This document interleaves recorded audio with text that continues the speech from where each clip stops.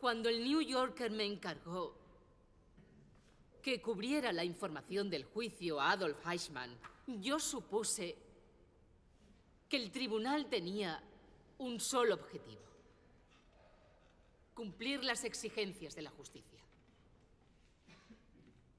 No era una tarea sencilla, porque el gran tribunal se enfrentaba a un crimen que no había sido tipificado en los códigos de sus leyes, y con un criminal de un tipo que la sociedad no había visto desde los procesos de Nuremberg.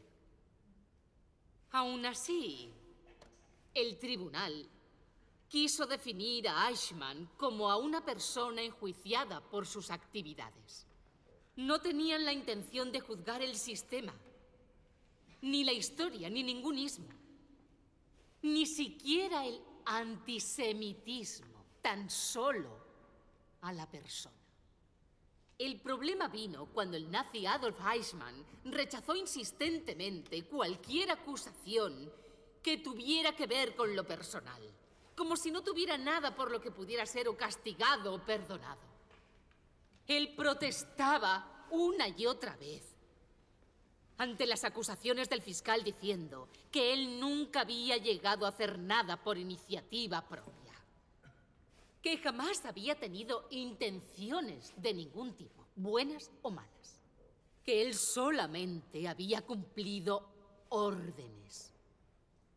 Este argumento, habitual de los nazis, demuestra claramente que el mal más grande del mundo puede ser cometido por cualquiera.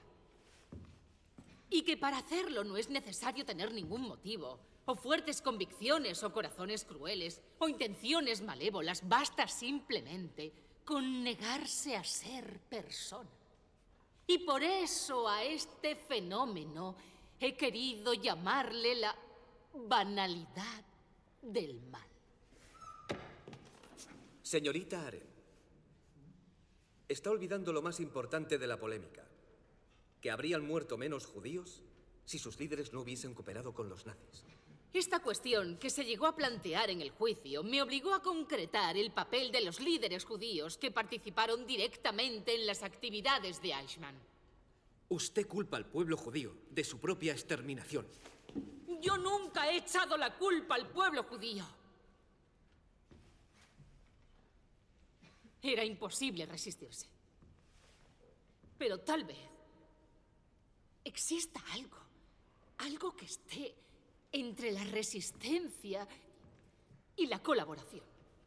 Y solo en ese sentido estoy diciendo que quizás algunos de los dirigentes judíos podían haber actuado de otra manera. Es importantísimo plantearse todas estas cuestiones, porque el papel que los consejos judíos tuvieron en su mayoría como parte del sistema social fue en su totalidad de absoluta quiebra moral cuando los nazis invadieron sin contemplación a la respetable Europa. Y no solo en Alemania, sino en casi todos los países. No solo actuaron mal los verdugos, también algunas de las víctimas. Sí. La persecución fue dirigida contra los judíos.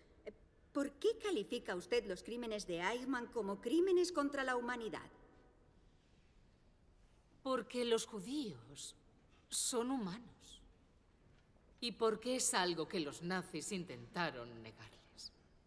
Por eso un crimen contra ellos es, por definición, un crimen contra la humanidad. Como ustedes ya saben, yo soy judía.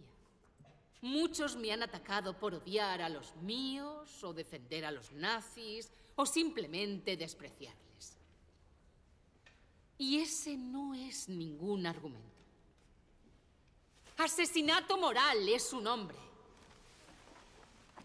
Yo nunca he defendido a Eichmann.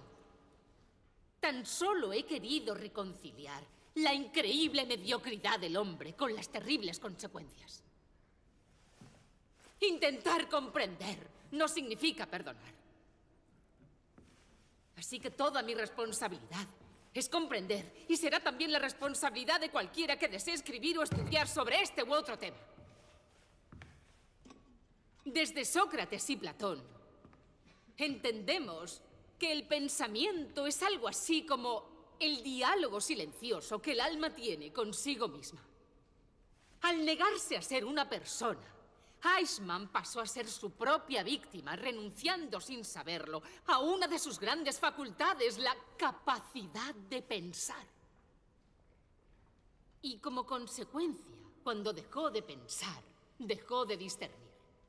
Fue la incapacidad de pensar la que hizo posible que muchos hombres, digamos normales y corrientes, cometiesen actos de barbarie a una escala enorme. Actos que nunca antes se habían visto jamás. Es cierto, he tratado estos temas desde una perspectiva principalmente filosófica. La esencia del pensamiento al que me refiero, no es la del conocimiento, sino la que distingue entre el mal y el bien, entre lo bello y lo feo. Y lo que yo busco es que el pensar dé fuerza a las personas para que puedan evitar los desastres en aquellos momentos en los que todo parece perdido. El mundo empeñado en hacerme entender que no tengo razón. Y no se dieron cuenta del error más importante. Que el mal no puede ser banal y radical al mismo tiempo. Que el mal es una realidad extrema, pero nunca radical. Consciente y radical solo puede ser el bien. Si hubieses sabido lo que iba a pasar al escribir esos artículos, ¿lo habrías hecho?